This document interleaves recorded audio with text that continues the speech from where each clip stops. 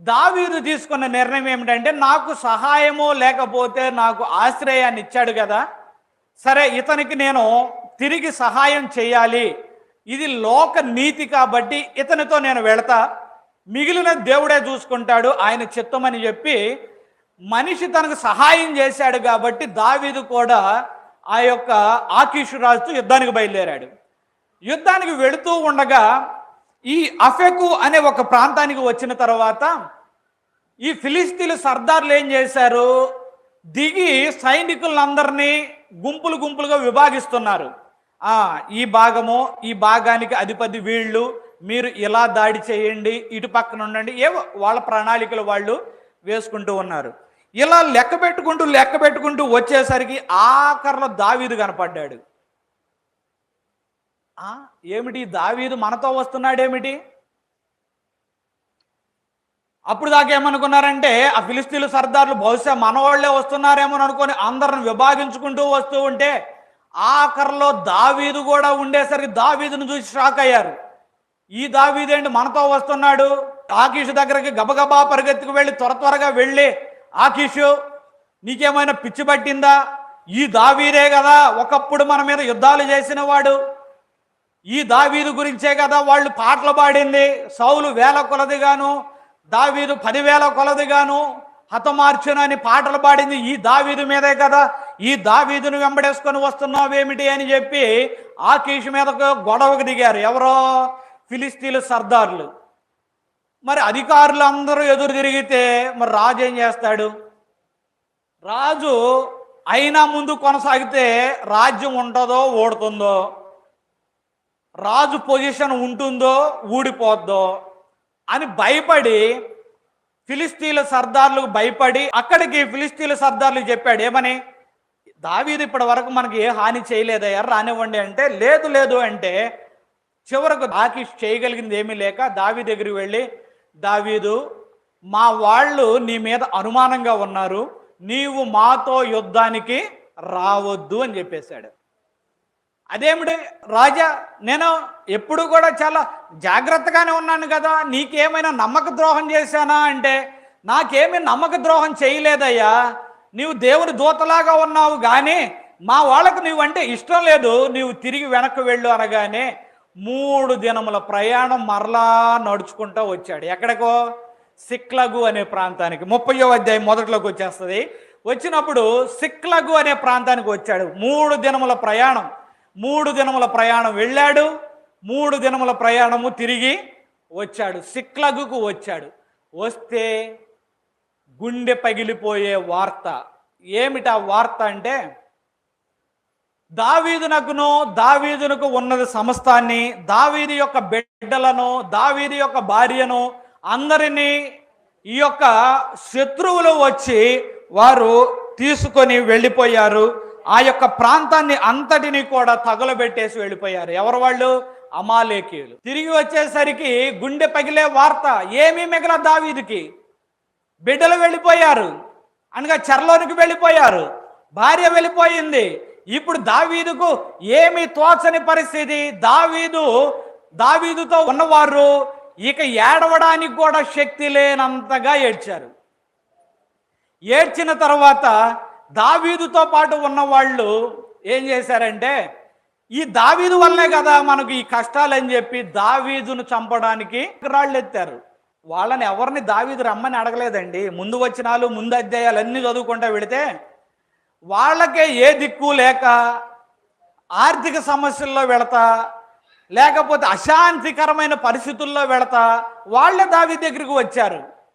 వచ్చిన తర్వాత వాళ్ళని కాపాడుకుంటూ వాళ్ళని ముందుకు తీసుకొని వెళుతూ ఉంటే, ఇప్పుడు ఏంటంటే ఏదో చిన్న నష్టమో కష్టమో వచ్చిందని దావీదును రాళ్లతో కొడదామని చెప్పి దావీదును చంపుదము రండి అని చెప్పుకున్నారు. దావీదు ఒంటరివాడైపోయాడు. చూడండి, మనుషుల యొక్క సహాయం ఎలాగే ఉంటుంది. మరలా నొక్కి చెబుతా, మనుషుల సహాయం వద్దు అని చెప్పడంలా మనుషులతో మీరు శత్రువులుగా ఉండండి అని చెప్పట్లేదు సుమా. చాలామంది క్రైస్తవులు చేస్తున్న ఒక పొరపాటు ఏమిటంటే, మేము దేవుణ్ణి నమ్ముకున్నాం కాబట్టి ఎవరితో మాట్లాడడం, ఎవరి ఇంటికి రాము, ఎవరి ఇంటి గడప తొక్కం. మంచిది కాదు. కాదు. ఎందుకంటే నువ్వు మరి ఎవరితో మాట్లాడకపోతే, ఎవరితో గడప తొక్కకపోతే మరి సువార్త ఎవరికి చెబుతావు నువ్వు? నీ దేవుని యొక్క ప్రేమను ఎవరికి చెబుతావు? ఎవరికి నువ్వు బోధిస్తావు? అది ఒక మాట అయితే, దేవుడు ఏం చెప్పాడు? మంచి సమరయుని యొక్క ఉపమానంలో తన వాళ్ళందరూ వెళ్ళిపోయారు, లేవీలు వెళ్ళిపోయారు, యూదులు వెళ్ళిపోయారు, అందరూ వెళ్ళిపోయారు. ఒకని కొట్టేసి అక్కడ పడేస్తే ఎవరు వచ్చాడు? సమరయుడు వచ్చాడు. హల్లెలూయా. సమరయుడు ఎవడో బయటవాడు వచ్చి సహాయం చేశాడు. దాని ద్వారా ప్రభువు చెప్పదలుచుకున్న మరొక విషయం ఏమిటంటే, మీ ప్రక్కన ఉన్న వాళ్ళను ద్వేషించమని కాదు సుమా, లేకపోతే వాళ్ళతో మీరు విరోధంగా ఉండండి అని ప్రభువు ఎక్కడా చెప్పలా. కాకపోతే ప్రభువు చెప్పింది ఏమిటంటే, ఒకవేళ వారు ఏమైనా పాపములలో పాలు పంచుకుంటూ ఉంటుంటే వారికి మీరు దూరంగా ఉండండి. వారి పాపములలో మీరు పాలు పంచుకోకండి, లేకపోతే వారి కార్యములలో మీరు పాలు పంచుకోకండి అని ప్రభువు చెప్పాడు. కానీ వారికి దూరంగా ఉండండి, లేకపోతే వారిని ద్వేషించండి అని ప్రభువు ఎన్నడూ చెప్పలా. ప్రభువే వారిని ప్రేమిస్తూ ఉంటే నీవు నేను ద్వేషిస్తే ఇంక ఉపయోగం ఏంటి? కాబట్టి ప్రభువు ప్రేమిస్తున్నప్పుడు ప్రేమగా నీవు నేను మన యొక్క పొరుగు వారిని, మన బంధువులను, మిత్రులను ప్రేమగా పలకరించాలి, ఆదరించాలి, సహాయం చేయాలి. హల్లెలూయా. అప్పుడే మన ప్రభు ప్రేమను తెలుసుకుంటారు వాళ్ళు. అంతేగాని వారిని దూరంగా పెట్టడము, నేను దేవుని నమ్ముకున్నాను కాబట్టి నీతో మాట్లాడను, నేను దేవుని నమ్ముకున్నాను కాబట్టి మీ ఇంటికి రాను, నేను దేవుని నమ్ముకున్నాను కాబట్టి మీ గడప దొక్కను. జాగ్రత్త సుమా, అది మంచిది కాదు. నా మాట అర్థమైంది కదా? మనుషులకు దూరంగా ఉండమని కాదు చెప్పింది, పాపానికి దూరంగా ఉండమని చెప్పాడు. సరే, అందుకనే మనుషులను ప్రేమించండి. అయితే మరొక మాట, మన ధ్యానం ప్రకారము మనుషుల యొక్క సహాయము కొంతకాలమే ఉంటుంది, లేకపోతే మనుషులు కూడా నిస్సహాయులే, కానీ మనకు అసలైన సహాయము దేవుడే అనే విషయాన్ని గుర్తుపెట్టుకోండి. హల్లెలూయా. దావీదు కూడా ఒంటరివాడైపోయాడు. మోషే నేను ఒంటరివాడిని ప్రభువా, అహరోను లేకపోతే నేను వెళ్ళనన్నాడు. అహరోను వెళ్ళిపోయాడు. చివరికి మోషేకి ఎవరు మిగిలారు? దేవుడే మిగిలాడు. యెహోషువ మోషేను చూసి ధైర్యంగా ఉన్నాడు. మోషే వెళ్ళిపోయాడు. చివరికి యెహోషువ ఎవరు తోడుగా ఉన్నారు? దేవుడు ఒక్కడే తోడుగా ఉన్నాడు. 31 మంది రాజులను జయించాడు. ఎవరో? యెహోషువ. సరే, ఇక్కడ దావీదు దగ్గరకు వస్తే పక్కన ఉన్న వాళ్ళు అందరూ వదిలిపెట్టేశారు. పక్కన ఉన్న వాళ్ళే రాళ్ళు తీసుకొని ఇప్పుడు ఎవరిని చంపాలి? దావీదును చంపాలి అని లేచినప్పుడు చక్కని మాట ఉంటుంది, చూద్దాం రండి. అక్కడ 6వ వచనం చదవండి. దావీదు మిక్కిలి దుఃఖపడెను.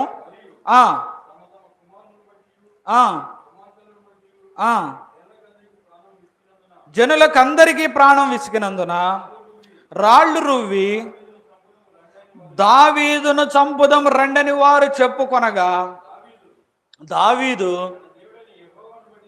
తన దేవుడైన యెహోవాను బట్టి ధైర్యము తెచ్చుకొనెను. హల్లెలూయా. భక్తుల యొక్క జీవిత చరిత్రలను మనం ధ్యానిస్తూ ఉన్నప్పుడు నేర్చుకోవలసిన పాయింట్లు ఇవన్నీ. ఏమిటా పాయింట్లు? ఇక్కడ ఒక పాయింట్, చక్కని ఆణిముత్యం లాంటి పాయింట్ ఏమిటాయంటే, దావీదు దేవుడైన యెహోవాను బట్టి ధైర్యము తెచ్చుకొనెను. హల్లెలూయా. మనం కూడా అందరూ విడిచిపోయి వెళ్ళినప్పుడు, లేకపోతే మనుషులు దూరంగా అయినప్పుడు, లేకపోతే నీవు వెళుతున్న సమస్యలో నుండి నిన్ను ఏ మనుషుడు విడిపించలేనప్పుడు నీవు నేను ఎవరిని బట్టి ధైర్యం తెచ్చుకోవాలి? దేవునిని బట్టి ధైర్యం తెచ్చుకోవాలి. హల్లెలూయా. ధైర్యం తెచ్చుకున్నట్లయితే దేవుడు అంటున్నాడు, నిన్ను విడువను ఎడబాయను. హల్లెలూయా. దావీదు దేవుని బట్టి ధైర్యం తెచ్చుకొని, ప్రభువా వెళ్ళమంటావా అంటే, దావీదు వెళ్ళు, నేను నీకు తోడుగా వస్తాను, నేను నీకు తోడుగా ఉంటా. హల్లెలూయా. మనుషులందరూ వదిలిపెట్టినా నేను నీకు తోడుగా వస్తాను, వెళ్ళు దావీదు అన్నప్పుడు దావీదు యుద్ధానికి వెళ్ళాడు. కానీ చివరకు దావీదు జయాన్ని పొందాడు. హల్లెలూయా. తను పోగొట్టుకున్నది తెచ్చుకున్నాడు, ఇంకా కొంత కొల్ల సొమ్ము కూడా అతను తెచ్చుకొని విస్తారమైన సొమ్ము తీసుకొని మంచి విజయాన్ని పొందుకొని తిరిగి వచ్చాడు. హల్లెలూయా. మనుషులు వదిలిపెట్టేశారు, కానీ దావీదును దేవుడు మాత్రమో వదిలిపెట్టలేదు. చాలా జాగ్రత్తగా ఉండండి. దావీదును వదిలిపెట్టేశారే మనుషులు, దావీదును బట్టి విసిగి వదిలిపెట్టేశారే. దావీదు ఒక సందర్భంలో దేవునికి విరోధంగా పాపం చేసినప్పుడు కూడా దేవుడు ప్రేమ కలిగి దావీదును వదిలిపెట్టలా. మనుషులకును దేవునికి ఉండే వ్యత్యాసం అది. మనుషులకు నువ్వు 100 మంచి పనులు చేయి, 101వ పని ఏదన్నా కొంచెం వాళ్ళకి ఇబ్బంది కలిగిస్తే సాధారణంగా చాలామంది మొహం చూడరు మనల్ని. అరే నీకు ఎంత మేలు చేశాడు కదా మనిషి, చేశాడులేండి. ఆఖరిలో ఎంత పని చేశాడో తెలుసా? ఏం చేశాడు? ఫలానా చేశాడులేండి. అరే నువ్వు పైకి రావడానికి నీ జీవితకాలంలో అంత తోడున్నాడు కదరా, ఉంటే ఏంటండి లాస్ట్లో వాడు చేసిన పని సాధారణమైంది కాదు అని మనుషులు తప్పు ఎన్నుతారేమో కానీ దేవుడు మాత్రము మనలో ఎన్ని తప్పులు ఉన్నా దేవుడు ఎప్పటికప్పుడు క్షమించుకుంటూనే వచ్చే దేవుడు. హల్లెలూయా. దావీదు ఒక సందర్భం ఒక మాట అంటాడు. ఏమంటాడంటే, నీ సాత్వికము నన్ను గణపరిచెను అంటాడు. ఆ మాటను చూసినప్పుడు దేవుని సాత్వికము దావీదును గణపరచడం ఏమిటి అని నేను ఆలోచన చేస్తూ ఉంటే, దేవుని సాత్వికం ఏమిటి, దేవుని సాత్వికం దావీదును గణపరచడం ఏమిటి అని ఆలోచన చేస్తూ ఉంటే, నిజమే సాత్వికము అంటే భరించడం కదా. సాత్వికము అంటే ఏదైనా తప్పు జరిగినా భరించడం. అంటే దేవుడు భరిస్తూ ఉన్నాడు కాబట్టే, నీవు భరించావు కాబట్టే నేను గొప్పవాడిని అయ్యాను ప్రభువా. హల్లెలూయా. నేను గొప్పవాడిను, మంచివాడినో అయ్యి నేను గొప్పవాడిని కాలేదు, కానీ నీవు నన్ను భరిస్తున్నావు కాబట్టి నీ సాత్వికము నన్ను ఘనపరిచను, లేకపోతే గొప్ప చేశాను అంటాడు. హల్లెలూయా. నిజమే, మనం మంచి వాళ్ళమై కాదు, కానీ మనం తప్పులు చేసినప్పటికీ కూడా ఆయన సాత్వికం ఎప్పటికప్పుడు మనల్ని క్షమించుకుంటూ మనలను గొప్ప చేసుకుంటూ వెళుతుంది. హల్లెలూయా. అలాంటి దేవుడు అండి. మనుషులు దావీదును వదిలిపెట్టారేమో, కానీ దావీదులో ఏవో కొన్ని పొరపాట్లు ఉన్నప్పటికీ కూడా దావీదును దేవుడు ఎప్పటికీ వదిలిపెట్టలేదు. హల్లెలూయా. ఎంత ఘోర పాపినైనా ఆయన ప్రేమించి హక్కును చేర్చుకునేవాడే, కానీ ఆయన క్షమించేవాడే, కానీ నా దగ్గరకు వచ్చి వారు నేను ఎంత మాత్రము రోసివేయను. హల్లెలూయా. అది దేవుని ప్రేమ. హల్లెలూయా. అలాంటి దేవుణ్ణి మనం కలిగి ఉన్నప్పుడు ఈ ఉదయకాలంలో నేను నిన్ను విడువను ఎడబాయను అనే మాటను మనము జ్ఞాపకం చేసుకుందాం. సరే, ఇదంతా పాత నిబంధన గ్రంథం అండి. మరి కొత్త నిబంధన గ్రంథంలోకి వస్తే, అని కొత్త నిబంధన గ్రంథంలో కూడా కొన్ని మాటలను చూస్తే యేసు ప్రభు వారు కూడా అన్నారు. ఒకసారి చూద్దాం రండి. యోహాను సువార్త 14వ అధ్యాయము 18వ వచనం ఒకసారి చూద్దాం రండి. నేను మిమ్ములను అనాథలుగా విడువను, మీ యొద్దకు వత్తును. కొంతకాలమైన తర్వాత లోకము నన్ను మరి ఎన్నడూను చూడదు. సరే అండి.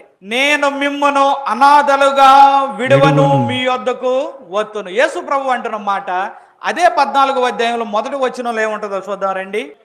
మీ హృదయమును కలవరపడనీయుకుడి, దేవుని యందు విశ్వాసముంచున్నారు,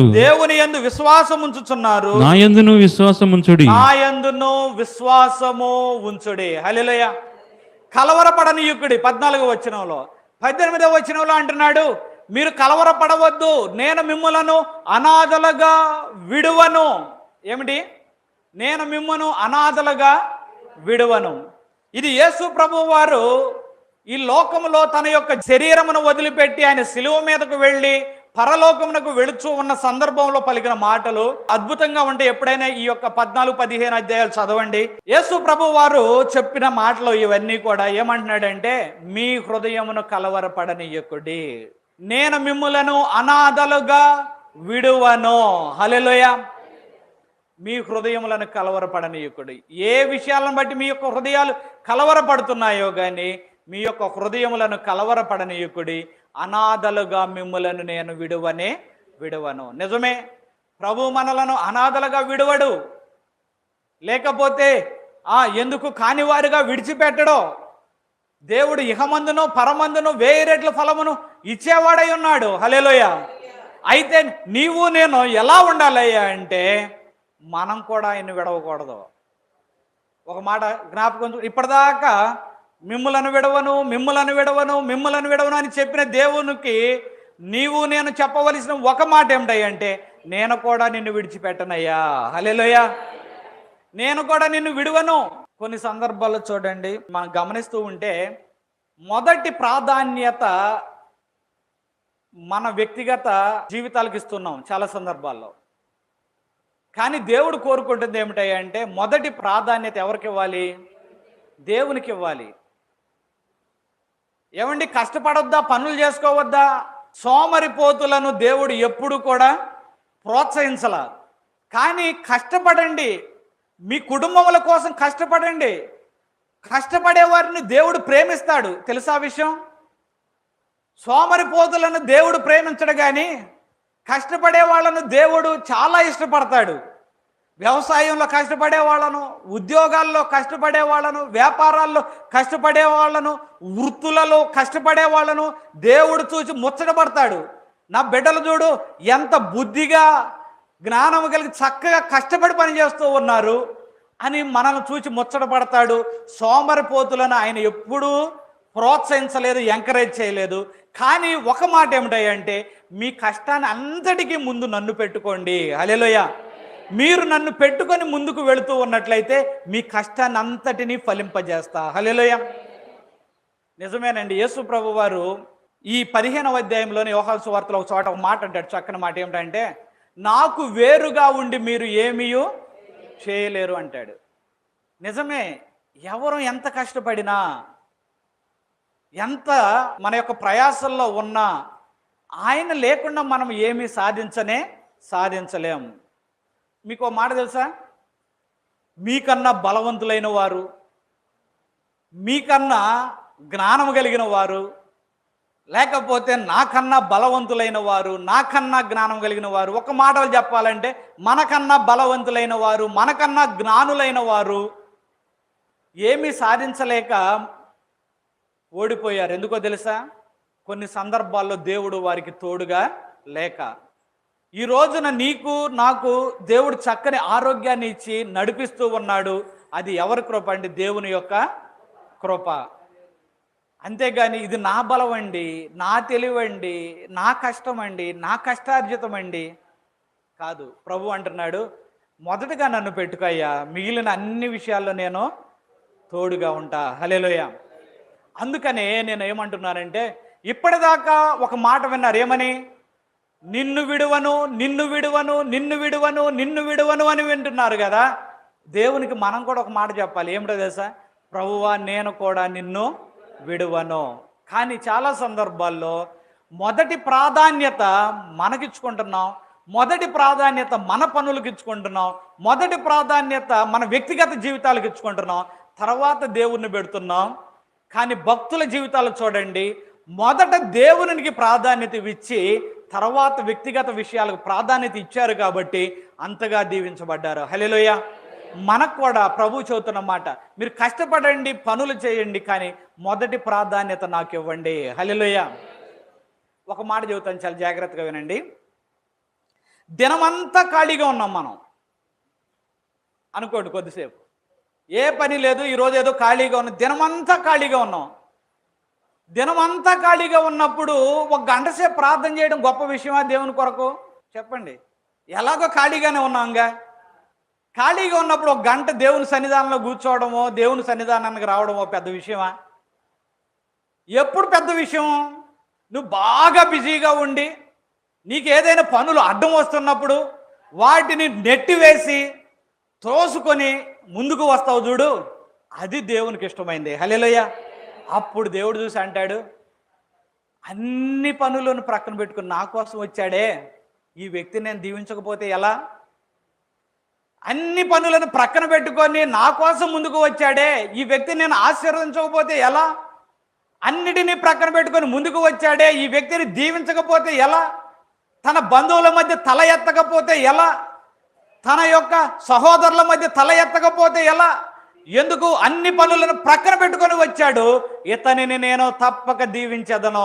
హల్లెలూయా. ఈమెను నేను తప్పక దీవించదను. దేవుని యొక్క ఆలోచన ఇదే.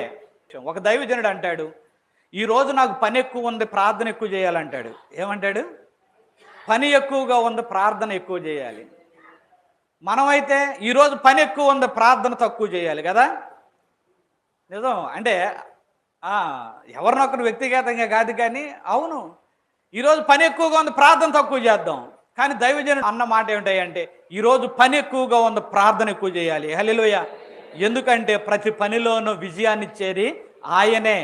నేను ప్రార్థించకపోతే పనుల్లో ఓడిపోతా అని ఒక దైవజనుడు పలికిన మాట. నిజమే, మనం కూడా దేవునిని విడవకూడదు. మనకి ఎంత బిజీ ఉన్నా, ఎంత కష్టం ఉన్నా, ఎంత ఇబ్బంది ఉన్నా, అంటే మరీ ఎక్స్ట్రీమ్ కేసెస్ వదిలేసేయండి. ఎక్స్ట్రీమ్ కేసెస్ అంటే చేతులు దాటిపోయి వెళ్ళిన పరిస్థితులు, ఏదో కొంతమంది కాలం చేయటం, ఇలా కొన్ని విషయాలు వదిలేసేయండి. ఆ విషయాలు నేను ప్రస్తావించట్లేదు. కానీ కొన్ని పనులు సాయంత్రం చేసుకోవచ్చు, ఇబ్బంది ఏముండదు. కానీ దేవుని సన్నిధి మానేసి ఇప్పుడే వెళ్ళాలి పనికి. నేను ఎవరిని విమర్శించుకోకుండా ఏమని చెబుతుందంటే అలా ఉండొద్దు అని చెబుతున్నా. మాట 2 రకాలుగా చెప్పొచ్చు. ఎరా చెయ్యవా అనొచ్చు, బాబు ఇది చెయ్యి అనొచ్చు. అలాగే మిమ్మల్ని నేను విమర్శించట్లా, కానీ ఇలా చెయ్యండి అని చెబుతున్నా. ఏమని చెబుతున్నానంటే మీ పనులలో కూడా కొద్ది సమయాన్ని దేవునికి కేటాయించండి. హల్లెలూయా. ఇంకో మాట కూడా చెప్పొచ్చు. ఇంట్లో పిల్లలు ఉంటారు కదా, అసలు వారం 10 రోజుల నుంచి అసలు మీతో మాట్లాడట్లా. ఎవరో పిల్లలు అనుకున్నాం, కొద్దిసేపు కనపడితే మాట్లాడడం, ముఖం తిప్పుకొని వెళ్ళిపోతూ ఉంటుంటే అడగొచ్చు, తల్లి కానీ తండ్రి కానీ అడగొచ్చు, ఒరే ఏంట్రా కనీసం మాట్లాడవేంట్రా, అలా వెళ్ళిపోతున్నావేంట్రా, నేను చాలా బిజీగా ఉన్నా, నేనేమన్నా ఖాళీ లేకుండా తిరుగుతున్నాను అనుకున్నావా అంటే తల్లి హృదయం సంతోషంగా గంతులేస్తుందా? మనసు గాయపడుతుంది కదా. మరి ప్రభువు కూడా అంతేగా. ఆయన కూడా తండ్రి ప్రేమ తల్లి ప్రేమ కలిగిన వాడే కదా. నేను బిజీగా ఉన్నా, ఏం ఖాళీ లేకుండా తిరుగుతున్నానా అని నీవు దేవునితో అంటే ఏమిటి? మరి దేవుని యొక్క మనసు గంతులు వేస్తుందా, గాయపడుతుందా అంటే ఏం చేస్తుంది? మన దేవుని యొక్క మనసు కూడా గాయపడుతుంది కదా. దేవుని యొక్క హృదయం కూడా గాయపడుతుంది. అర్థం చేసుకోవాలి. నేను బిజీగా ఉన్నా, నేను ప్రార్థన చేయలేనయ్యా, నేను బిజీగా ఉన్నా, వాక్యాన్ని ధ్యానించలేనయ్యా, నేను బిజీగా ఉన్నా, దేవుని సన్నిధానానికి రాలేనయ్యా. ఖాళీగా ఉన్నప్పుడు నువ్వు రావడం పెద్ద విషయం కాదండి. ప్రక్కన పెట్టి వస్తారు చూసారా, అదే అసలైన విషయం. నేర్చుకుందాం. దేవుని సన్నిధానాన్ని విడవకుండా. దేవుడు నిన్ను విడువడు, ఎడబాయుడు, కానీ నీవు కూడా ఆయనను విడవకూడదు, ఎడబాయకూడదు. ఆఖరి ఆ వచనం కూడా చూపిస్తారండి. యెహోషువ గ్రంథంలోకి ఒకసారి వెళదాం రండి. 1వ అధ్యాయంలోనికే 8వ వచనం చదివేసేయండి. ఈ ధర్మశాస్త్ర గ్రంథమును నీవు బోధింపక తప్పిపోకూడదు, దానిలో వ్రాయబడిన వాటన్నిటి ప్రకారము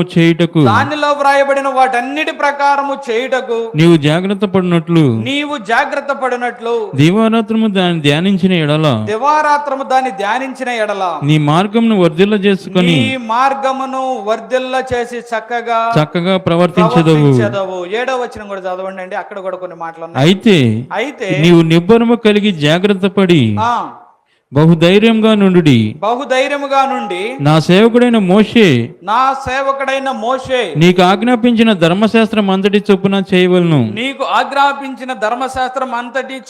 చేయవలెను. నీవు నడుచు ప్రతి మార్గమున చక్కగా ప్రవర్తించున్నట్లు నీవు దాని నుండి కుడికే గాని ఎడమకే గాని తొలగకూడదు. చాలండి. ఇక్కడ కొన్ని మాటల్లో 7వ వచనంలోను 8వ వచనంలోను చూస్తే, ఎప్పుడు అంటే నీవు తప్పిపోనప్పుడు నీ మార్గమును వర్ధిల్ల చేసుకొని చక్కగా ప్రవర్తించదవు. ఎప్పుడట? తప్పిపోనప్పుడు. దాన్నే అంటున్నా. ఏమంటున్నా అంటే నీవు కూడా దేవుణ్ణి విడవకూడదు. దేవుడు నిన్ను విడవడు. ఎంత సంతోషంగా ఉందో వినడానికి కదా. నీవు దేవుణ్ణి విడవకూడదు అంటే వచ్చేస్తుందా కదా. చాలా జాగ్రత్త అండి. దేవుడు సహాయం చేసినట్లుగా ఏ వ్యక్తి నీకు సహాయం చేయలేరు. ఆ మాట గుర్తుపెట్టుకో చాలు. దేవుడు సహాయం చేసినట్లుగా ఏ వ్యక్తి, ఏ సహోదరుడు, ఏ బంధువు, ఏ మిత్రుడు కూడా నీకు సహాయము చేయలేడు. అందుకని దేవుణ్ణి విడవక ఆయన ముందు పెట్టుకొని నడిచినట్లయితే ఆయన ఈరోజు నీకు ఇస్తున్న వాగ్దానం ఏమిటంటే, నేను ఎన్నడూనూ విడవను, నిన్ను ఎన్నడూనూ ఎడబాయను. హల్లెలూయా. ప్రార్థన చేసుకుందాం రండి. చిన్న మాటలు దేవుడు దీవించునుగాక. ఆమేన్. ప్రార్థన చేద్దాం రండి. సారాంశం గుర్తుపెట్టుకోండి. ఏమిటి? నేను నిన్ను విడువను ప్రభువా, నీవు నన్ను విడువనని వాగ్దానం చేసావు ప్రభువా. నన్ను విడవక నాయనా, నేను కష్టములలో నుండి వెళుచున్నప్పుడు నన్ను విడవక నాయనా, నా ఇబ్బందుల్లో నుండి నన్ను విడిపించు నాయనా అని ప్రార్థన చేయి. కొద్దిసేపు ప్రార్థన చేస్తారా? కొద్దిసేపు మౌనంగా ప్రార్థన చేస్తారా? ఒక 2 నిమిషాలు ప్రార్థన చేస్తారా? ఆయన ఎంత చక్కటి వాగ్దానాన్ని ఇచ్చాడు నీకు. నేను నిన్ను విడువను అనే వాగ్దానం ఆయన నీకు దయచేశాడు. నీ కోసమే ఈ రోజు మాట్లాడాడు. నేను నిన్ను విడువను అని మాట్లాడాడు కదా. ప్రార్థన చేస్తావా? ప్రభువా, నా సమస్యలో నుండి నన్ను విడిపించు నాయనా. అయ్యా, నేను తీర్మానం తీసుకుంటాను నాయనా, నిన్ను విడువను నాయనా, నిన్ను ఎడబాయను నిన్ను విడిచిపెట్టను నాయనా. అయ్యా, నన్ను కూడా విడువక నాయనా, నా కుటుంబమును విడువక నాయనా, నా బిడ్డలను విడువక నాయనా, నా బిడ్డలను విడువక నాయనా. ఈ హస్తము తరతరములు కలకాలము నా మీద, నా కుటుంబం మీద, నా బిడ్డల మీద తరతరములు నిన్ను చూపించు నాయనా అని ప్రార్థన చేద్దాం. అయ్యా, నా కష్టం నాయనా. అయ్యా, నా సమయమును కొరకిస్తున్నాను. అయ్యా, నేను విడువను అనే మాట నన్ను కూడా విడువద్దు నాయనా. నా కుటుంబమును విడువద్దు నాయనా. నన్ను ఎడబాయవద్దు నాయనా. ప్రార్థన చేయి. విడువడు. నేను ఎన్నో ధ్యానం చేశాను. దావీదును విడువని దేవుడు, దానియేలును విడువని దేవుడు, మోషేను విడువని దేవుడు, యెహోషువను విడువని దేవుడు, యోసేపును విడువని దేవుడు, అబ్రహామును విడువని దేవుడు, ఇస్సాకును విడువని దేవుడు, యాకోబును విడువని దేవుడు, ఎంతమందిని విడువని దేవుడు. నిన్ను ఎలా విడిచిపెట్టాడు?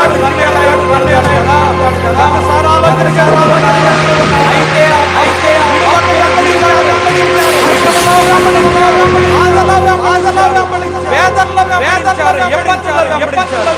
నీవు కూడా గమనిస్తావు. నీవు కూడా విడవనట్లయితే తానే కాదు. చిన్న ప్రార్థన చేయి. ఏ సమస్య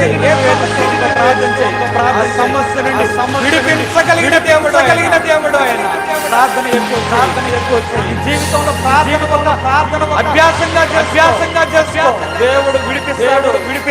ఎన్నో సందర్భంలో మనం విడిపించాడు. ఇంకను విడిపించే దేవుడు. నీ ఇంటిలో సమస్యలో అడుగు ఆయనను ఆయన నిన్ను విడిపిస్తాడు. ఆయన ప్రార్థించాలి.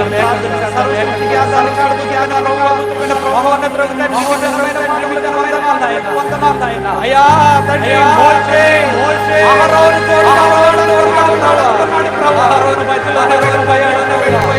లేకపోతే ముందుగానే వెళ్ళిపోయాడు.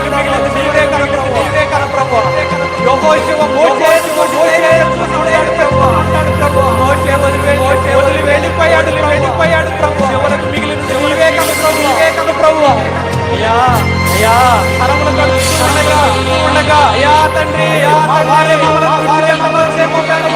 కానీ మీరు మమ్మల్ని విడిచిపెట్టేది కాదు ప్రభు.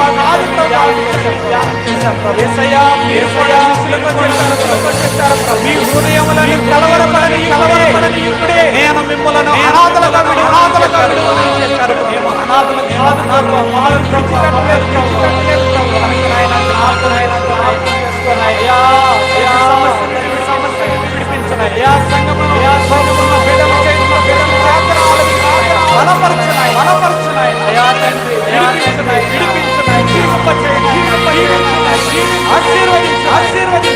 నీకు సాక్షిగా అనేక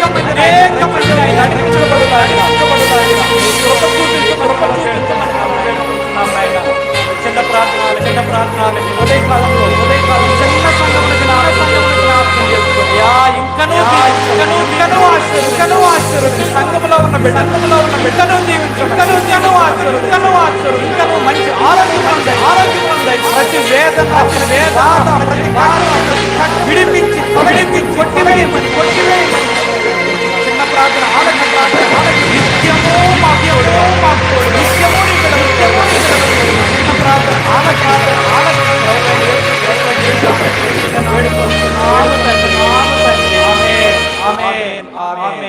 మరొకసారి మీ అందరికీ వందనాలండి.